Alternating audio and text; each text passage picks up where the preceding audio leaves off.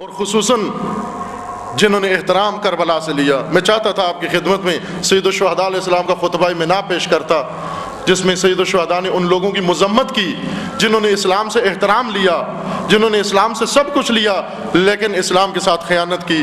آج جن لوگوں نے انقلاب سے عزت پائی، جن لوگوں نے انقلاب سے احترام پایا، جن لوگوں نے انقلاب سے سب کچھ لیا، جن کا گوشت و پوست انقلاب کی وجہ سے ہے، جب وہ بھی لا تعلق انقلاب سے ہو کر بیٹھ جائیں تو یہ کوفی ہونے کی علامت ہے. نہ، ہم نے دنیا کو اعلان کرنا ہے کہ ہم کوفی نہیں ہیں. اے پروردگارہ، ہمیں کوفیوں میں شمار نہ کرنا.